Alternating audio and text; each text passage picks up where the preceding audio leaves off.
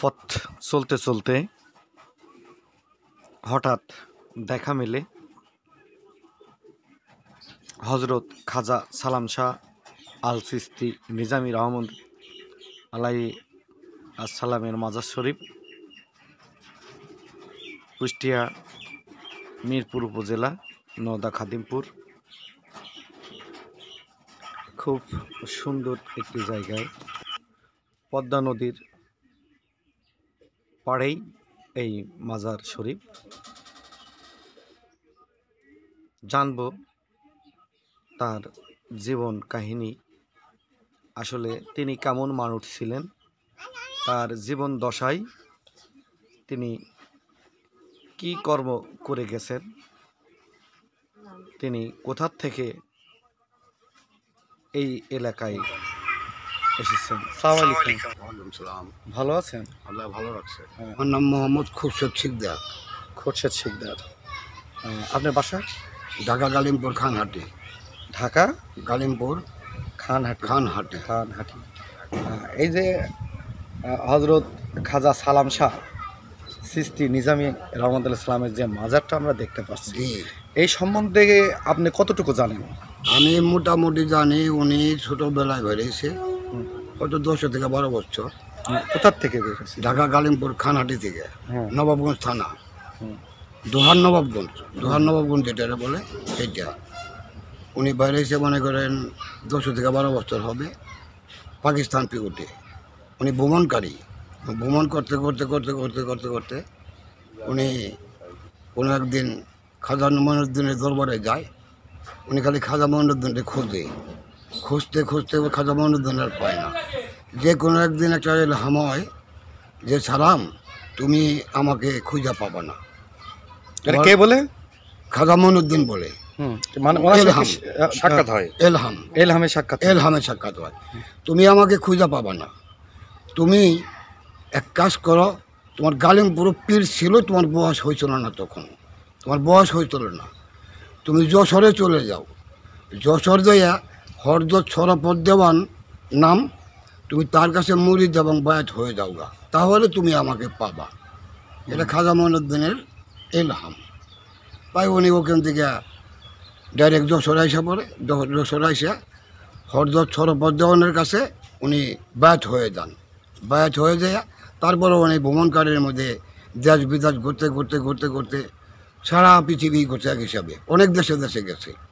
তারপরে উনি আস্তে আস্তে আস্তে আস্তে ঘুরতে ঘুরতে ঘুরতে ঘুরতে এই যে নওদা খাদিমপুর আইসা, কুষ্টিয়া জেলার ভেড়ামারা উপজেলা, এটা না?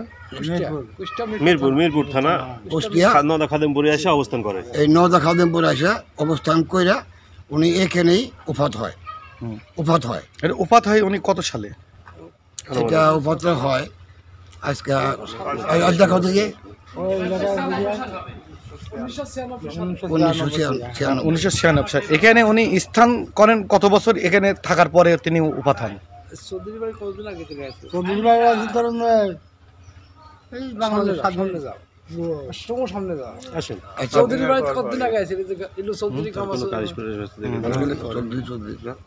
বলবাড়ি সেন্টার গ্রাম, বলবাড়িয়া ওখানটা আসে হলো উনি সাথে পরিচয় আছে, ধরেন এখন এই স্বাধীনের আগে থেকে নেই, স্বাধীনের আগে থেকে কত বছর এই এলাকায় থাকার পরে উনি উপাত হন?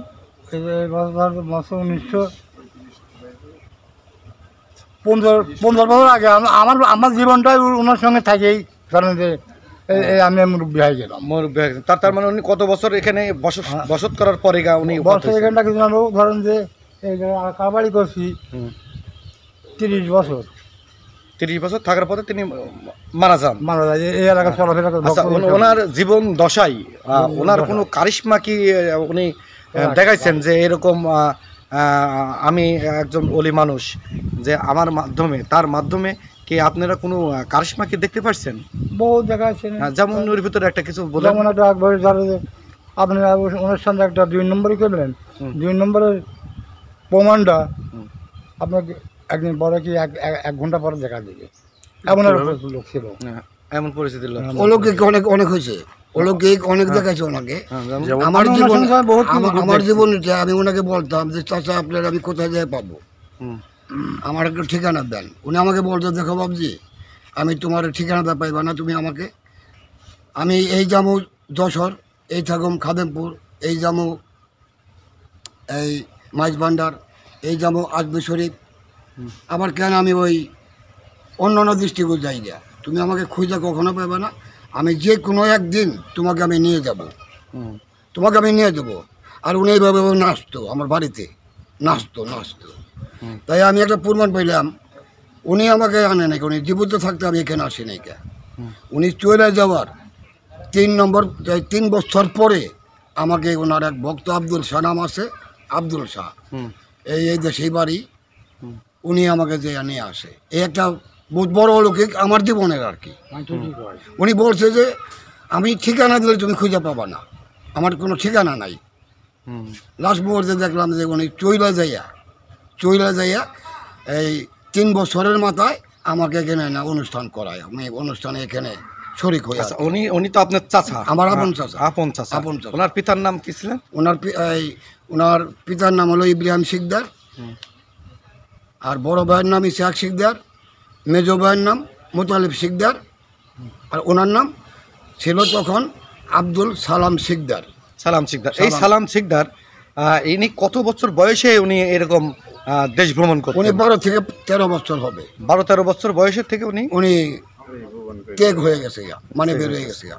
মাঝে মাঝে আমার গালিমপুর গেত, মাঝে গালিমপুর গেত, মাঝে গেত। অনুষ্ঠান নিয়ে এসে এই অনুষ্ঠান কখন কি এখন বছরে বর্তমানে উনি মৃত্যু হয়েছে এখানে এই 16 তারিখে ডিসেম্বরে। হুম, এখন সেদিনকে? ডিসেম্বরের 16 তারিখে অনুষ্ঠানটা হয়। হুম। প্রিয় দর্শক, আর এটাই আরেকটা যে এই বাংলা মাসের প্রতি রবিবারে ফাতেহা হয়, আর চাঁদের 6 তারিখে 6 শরীফ হয়। হুম, চাঁদের 6 তারিখে 6 শরীফ হয়। এটা হলো খাজা মঈনুদ্দিনের সিলসিলা। হ্যাঁ। ঠিক আছে বাবাদি, আমি তাই একটু আপনার সাথে একটু পরে কথা বলি। আচ্ছা। প্রিয় দর্শক, এটাই সেই যে ব্যক্তি, যে মহান ব্যক্তি যার কথা আমরা শুনছিলাম, সে তার এই যে ঘরটা দেখছেন, এই ঘরটার মধ্যেই তাকে তার শেষ কার্য করা হয়েছে, বা তার দেহ অবশেষ এই ঘরের মধ্যেই রাখা হয়েছে।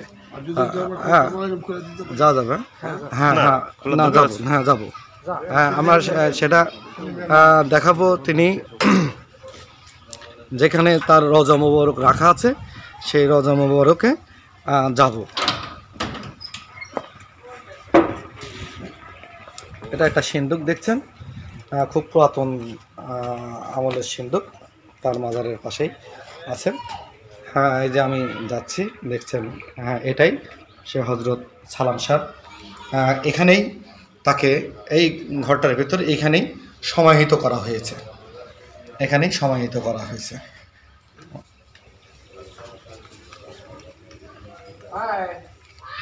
দেখছেন, এই ঘরেই তাকে সমাহিত করা হয়েছে। ঘরটার ভিতরের অংশটা আপনাদের একটু দেখাচ্ছি, দেখুন।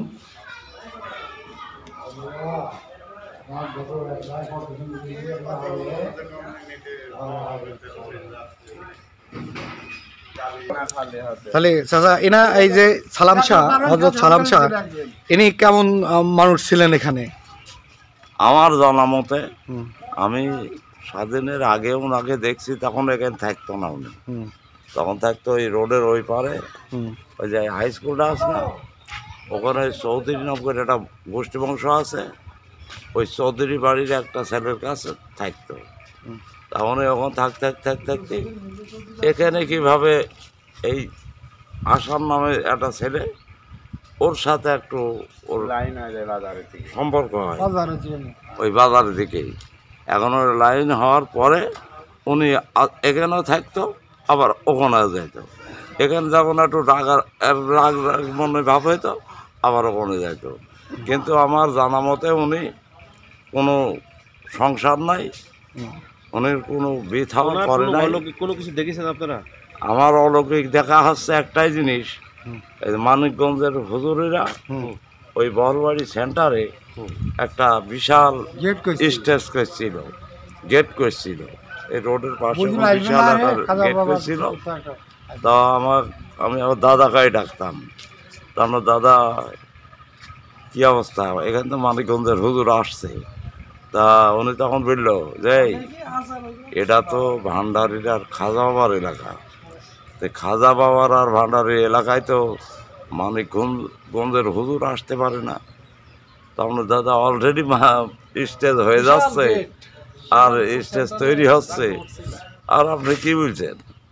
তা বললো দেখ, আমি বললাম উনি এখানে আসতে পারবে না। এবার উনি কিছুদিন স্টেজ যখন কমপ্লিট হয়ে গেল, ওনার আসার ডেট, উনি আসলো কুষ্টিয়ায়। আসার পর থেকে ওনার প্রোগ্রাম সেট হইলো কোন জায়গায় থেকে কোন জায়গায় যাবে। তা আমরা শুনলাম যে উনি নাকি আমলায় যাবে। এই আমলায় যাতে পথের ভিতর ওনারই ভক্তবিন্দু সব মানে মারামারি ফ্যাসাদ করছে।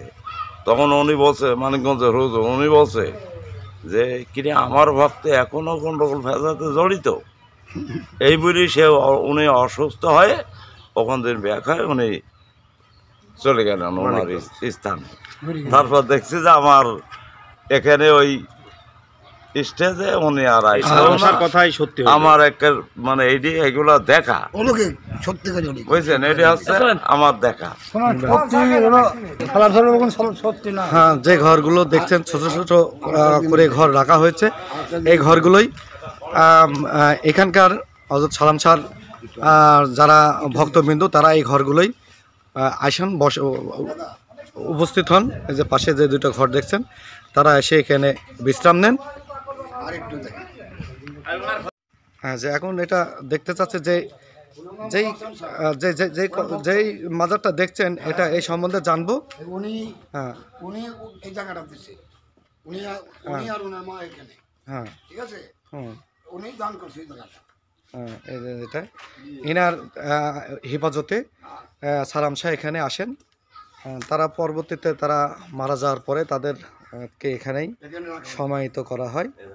হ্যাঁ, এনার নাম কি চাচা? আসান শাহ। আসান শাহ। আর ওই পাশে ওটা আসান শাহর মা। হ্যাঁ, হ্যাঁ, ওনার মায়ের নাম কি ছিল? তাই হাসানের মার নাম কি বলতে পারেন? হাসানের মার নাম বলতে পারেন? হ্যাঁ, হারেজান। হ্যাঁ, হারেজান, হারেজান বিবি। এরা তাদেরকে এখানে রাখা হয়েছে তার পাশেই। এটাই সেই মাজার।